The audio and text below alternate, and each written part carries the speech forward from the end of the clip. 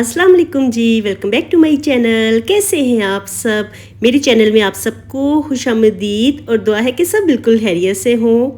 तो जी अभी इस वक्त आए हुए हैं हनान और मैं ग्रोसरी शॉपिंग के लिए। तो आज ना घर में 4-5 चीज़ें ख़त्म थी, तो इसलिए मैंने सोचा कि फटाफट से ना वो चीज़ें लेके आते हैं और इसकी वीडियो भी बना लेते हैं, क्योंकि मुझे काफ़ी कमेंट्स आए थे कि आप ग्रोसरी शॉपिंग जब करने जाती हैं तो उसकी वीडियो भी बनाया करें। तो असल बात मैं बताऊँ आपको, जो रियल बात है तो वो ये है कि हम लोग कोई मंथली ग्रोसरी वगैरह नहीं करते हैं।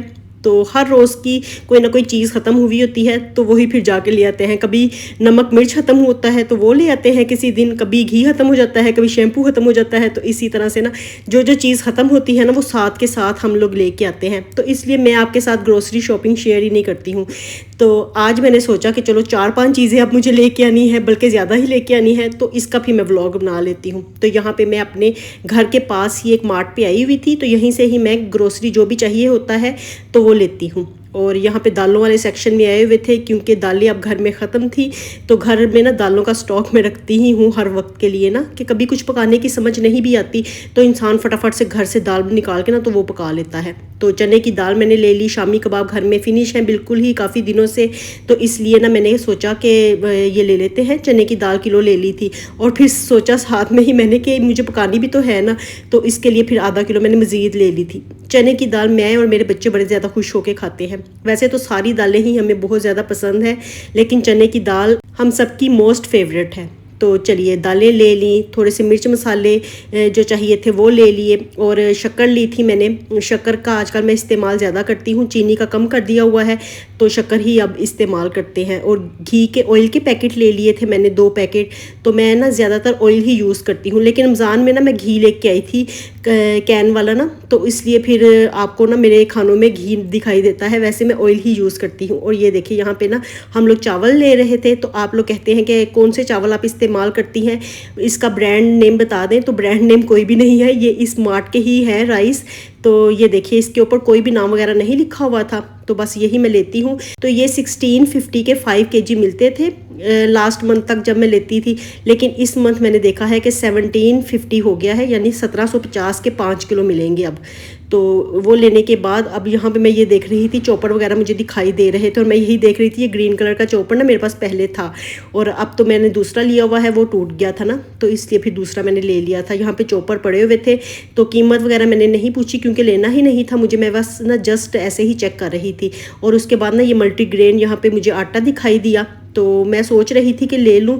मल्टीग्रेन वैसे यूज़ करना चाहिए, लेकिन फिर ना मैंने कहा चलो इस दफ़ा अभी मेरे पास पड़ा हुआ है घर में आटा ना, तो जब वो ख़त्म होगा ना तो फिर देखेंगे। बस नमक वगैरह चाहिए था, कोई ज़्यादा सामान नहीं लेना था हमने। तो जो घर में ज़रूरी चीज़ें चाहिए थी ना, तो वो बस लेने के लिए हम लोग आ गए थे।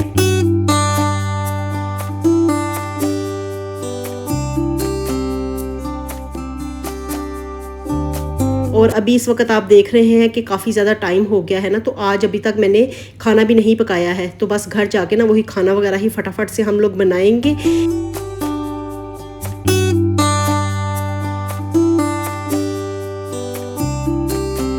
और फिर जब हम लोग हनान और मैं दोनों मार्केट से घर वापस आए ना, तो मैंने देखा तो फ्रिज में ना काफ़ी चीज़ें लेफ़्ट ओवर पड़ी हुई थी, थोड़ी बची हुई चीज़ें पड़ी हुई थी। तो मैंने सोचा कि आज ना यही ख़त्म करते हैं, क्या खाने पका के ऐसे फ्रिज में रखते जाए ना, तो पहले जो चीज़ें पड़ी हुई हैं उनको ख़त्म करते हैं। तो इसलिए फिर मैंने कोई भी व्लॉग इसके बाद शूट नहीं था किया। और अब मैं नेक्स्ट मॉर्निंग में आ गई हूँ, तो आज मैं बनाने लगी हूँ जी चना दाल ढाबा स्टाइल में। जिस तरह से फ्राई चना दाल होती है ना, वैसे मैं बनाऊँगी आज। तो इसी के लिए ना मैं फिर दाल को भिगो रही थी, और मैंने शुक्र किया कि कल मैं ये लेके आई हुई थी ना, तो आज घर में से निकल आई है, तो आज सोचना नहीं पड़ा मुझे। तो ये दोपहर के टाइम पे ही ना मैंने भिगो के रख दी थी। और साफ़ सुथरी दालें होती हैं, कोई इनमें कंकड़ वगैरह नहीं होते, तो इसलिए चुन्नी भी नहीं पड़ती हैं। जस्ट मैंने ऐसे ही नज़र मारी इसको कि इसमें कोई है तो नहीं पत्थर वगैरह, लेकिन ना इस मार्ट की दालें वगैरह सारी साफ़ सुथरी होती हैं, चावल भी साफ़ होते हैं बिल्कुल, उनमें कोई कंकड़ वगैरह कुछ भी नहीं होते, तिनके वगैरह ना। तो इसलिए मैंने बस इसको ऐसे ही धो के तो भिगो के रख दिया था। बस आधा घंटा या घंटा भिगो के रखूँगी, और आज दिन के टाइम पे ही ना मैं खाना बना के तो फ्री हो जाऊंगी। इंसान दिन के टाइम पे खाना बना लेना तो माइंड से ना बोझ इस तरह से उतर जाता है। फिर जब मर्जी दिल करे ना, कभी भी बच्चों को भूख लगे तो वो फिर ना डाल के खा लेते हैं। तो इसलिए कोशिश मेरी यही होती है, लेकिन मोस्टली ना मैं लेट ही हो जाती हूँ कि रीबा के आने के टाइम तक मैं पकाती हूँ, ताकि गरम गरम खाना हो और वो आए ना तो फिर हम लोग भी साथ में ही खा लें। तो जल्दी डिनर करके फारिग हो जाए। यहाँ पे अब 1 घंटा तकरीबन गुजर गया था, तो मैं चने की दाल को ना बॉयल करने के लिए रखने लगी थी। ये मैं दाल ना बॉयल करके बनाऊंगी, क्योंकि वैसे अगर हम प्रेशर लगा देंगे या वैसे इसको मसाले के साथ गलने के लिए रखेंगे ना तो ज़्यादा गल जाती है। लेकिन ये खिली खिली दाल हमने बनानी है, तो इसलिए ना इसको मैं इसी तरह से ना खुले मुँह वाली देगची में नमक और हल्दी डाल के तो बॉयल होने के लिए रख दूँगी। तो साथ साथ देखती रहूँगी, जब ये ज़रा सी गलना स्टार्ट होगी, जब हो जाएगी, जैसे चावल एक कन्ही पे आते हैं ऐसे दाल थोड़ी सी कसर इसमें होगी, तो बस ना उस वक्त हम फिर ना स्टोव को ऑफ कर देंगे। और जो कल मैं ग्रोसरी करके आई थी ना, तो बस वही अब मैं डब्बों में फिल करके रख दूँगी। ये शक्कर का डब्बा है मेरा, तो ये बिल्कुल देखिए आप ना ख़त्म था ना, तो काफ़ी दिनों से अब हम चीनी भी इस्तेमाल कर रहे थे। हालाँकि हमने शक्कर इस्तेमाल करनी शुरू की हुई है रमज़ान से पहले की, लेकिन अब शक्कर याद ही नहीं रहती थी। बाज़ार जाओ ना फिर इंसान भूल जाता है कभी कोई चीज़, तो वैसे मैं मोस्टली याद ही रखती हूँ कि ये चीज़ें आज ख़त्म है तो ये लेके आनी है।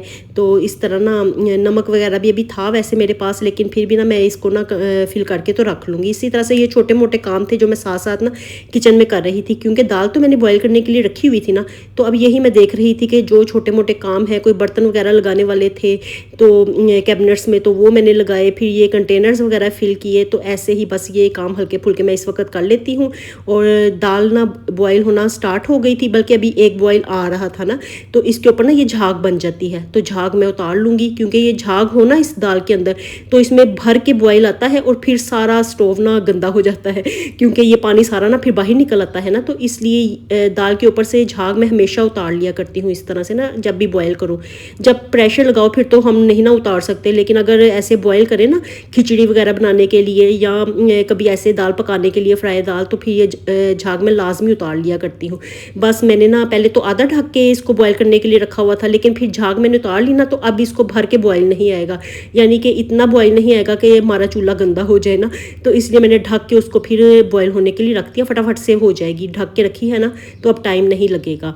और यहाँ पे मैंने एक प्याज ले लिया था और कटर के साथ बिल्कुल बारीक काट लिया है। वैसे तो मैं चॉपर में भी इसको कर सकती थी चॉप, लेकिन आजकल ना मुझे ये कटर ज़्यादा अच्छा लगना शुरू हो गया है। पहले मैं इतना ज़्यादा इस्तेमाल नहीं करती थी, क्योंकि जब भी मैं करती थी ना, जब ये नया लिया था मैंने, तो मेरा हाथ लाजमी उंगली कटती थी और इतना खून निकलता था ना, तो बस फिर ना मैं कम कम इस्तेमाल करती थी। लेकिन अब इतना ज़्यादा ये इस्तेमाल हुआ है ना कि अब इतना तेज़ नहीं रहा कि हमारा हाथ ही कट जाए, लेकिन फिर भी कभी बेहतियाती से इस्तेमाल करो ना तो हाथ लाजमी कटता है। लेकिन आजकल मैं इसी को इस्तेमाल करती हूँ, तो यह मुझे अच्छा लगना शुरू हो गया है।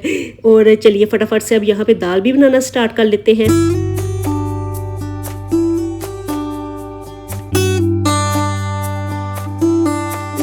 तो इसके लिए मैंने खड़े मसाले लिए थे, दालचीनी, बड़ी इलायची ली थी मैंने, और साथ में लौंग और तेज़पात लिया था, ज़ीरा ले लिया था ना, तो उसको हल्का सा मैंने ऑयल में कड़कड़ा लिया था। और साथ ही इसमें मैंने डाल दिया था प्याज फ्राई होने के लिए, और प्याज को ना हल्का सा कलर आ गया तो फिर मैंने इसमें लहसुन अदरक की पेस्ट डाल दी थी, और लहसुन अदरक को भी हल्का सा फ्राई करने के बाद इसमें मैंने 2 टमाटर ब्लेंड करके डाल दिए थे। तो छिलके वगैरह उतार लिए थे, उनको मैंने थोड़ा सा पानी डाल के ब्लेंड करके तो इसमें ऐड कर दिया। साथ ही बेसिक वाले मसाले डाल दिए। बेसिक वाले मसाले वही होते हैं जो मैं आपके साथ शेयर करती हूँ। नमक, पिसी हुई लाल मिर्च, कुटी हुई लाल मिर्च, हल्दी, पिसा हुआ सूखा धनिया, यही 4-5 मसाले होते हैं। और बस ढक के मैंने मसाले को गलने के लिए रख दिया था। दूसरी तरफ यहाँ पे मैंने देखा तो दाल देखिए यहाँ पे ना गल चुकी थी, बस इतनी ही मैंने गलानी थी, इससे ज़्यादा नहीं गलाऊंगी। थोड़ा सा ना ये मसाले के साथ भी गलेगी ना तो फिर इसका टेस्ट और भी ज़्यादा बढ़ जाएगा। अगर इसी तरह पानी में बॉईल हो गई तो फिर मसाले में इसको पकने का मौका नहीं मिलेगा।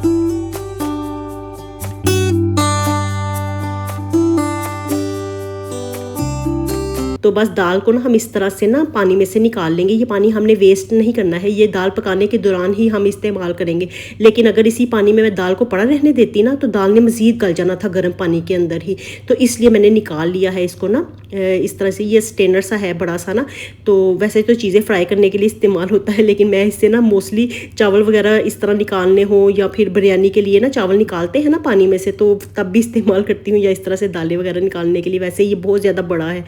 तो अब ये देखिए यहाँ पे मसाला हमारा बड़ा अच्छा सा तैयार हो गया था और इसकी मैंने खूब अच्छे से भुनाई कर ली है। मसाला कितना अच्छा लग रहा है ना, कलर कितना ज़्यादा अच्छा आया है इसका। तो बस इसमें ना अब हम दाल डाल देंगे।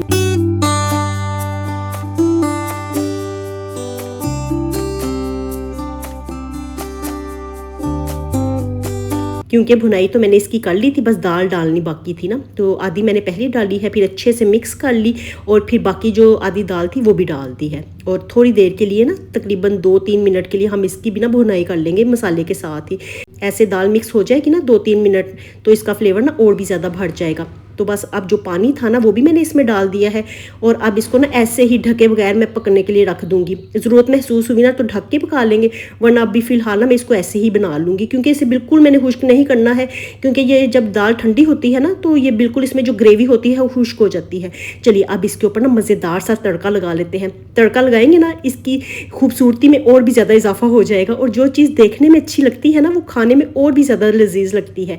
तो पहले दाल के ऊपर मैंने थोड़ा सा गरम मसाला डाल दिया था और फ्लेम को बिल्कुल लो कर दिया था, ताकि दाल का रंग ख़राब ना हो, क्योंकि गरम मसाला डाल के ना फिर खानों को ज़्यादा पकाया नहीं जाता है, इससे कलर ख़राब हो जाता है। और अब मैं दाल के लिए ना तड़का तैयार करने लगी थी, तो इसके लिए मैंने थोड़ा सा ऑयल लिया था, इसमें ज़ीरा डाला और मोटी गोल लाल मिर्चें जो होती हैं ना, साबुत लाल मिर्चें, वो डाल दी थी और कड़ी पत्ता डाला था। तो ये कड़ी पत्ता मेरे अपने किचन गार्डन यानी कि टेरेस गार्डन का है, तो मेरे पास ना कड़ी पत्ता का प्लांट है, तो वहीं से मैं तोड़ के लाई थी। और साथ में लास्ट में ना फ्लेम को ऑफ करके, बल्कि बिल्कुल लो ही फ्लेम था, तो मैंने ना पैन को उठा के इसमें कश्मीरी लाल मिर्च डाल दी थी, क्योंकि कश्मीरी लाल मिर्च डाल के ना फिर फ़ौरन से तड़का लगा देते हैं, वरना फिर ना लाल मिर्च का कलर ख़राब हो जाता है, काला पड़ जाता है, तो ऐसे तड़का खूबसूरत नहीं बनता है। सिर्फ कलर के लिए होती है, इसका कोई तीखा टेस्ट नहीं होता, ये सिर्फ कलर के लिए ही होती है।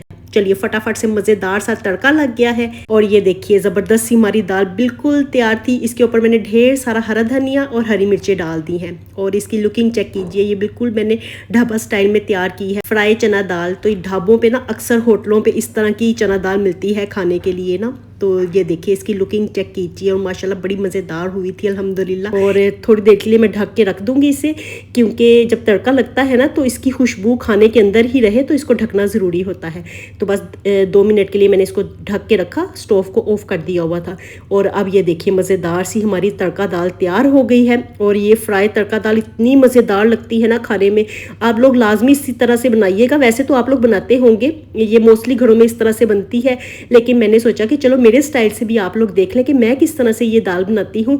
तो अगर आपको ये रेसिपी पसंद आई तो आप इसको ट्राई ज़रूर दीजिएगा। और ये देखिए ये हमारी प्लेट तैयार हो गई, मज़ेदार सी तड़का दाल खाने में इतनी ज़्यादा हमें पसंद आई ना, सबने बड़े ज़्यादा खुश होकर खाई थी। तो बस यहाँ पे हम लोग बैठ गए थे, मैं और मुर्तज़ा सब ही हम लोग यहाँ पे बैठे हुए थे, तो साथ साथ टीवी देख रहे थे, साथ साथ हम अपना खाना खा रहे थे, क्योंकि ना बाहर बैठा नहीं जाता। वैसे तो डाइनिंग टेबल है हमारे पास, लेकिन बाहर इतनी ज़्यादा गर्मी होती है ना कि बैठा ही नहीं जाता, फिर हम लोग ना यहीं पर बैठ के खा लेते हैं।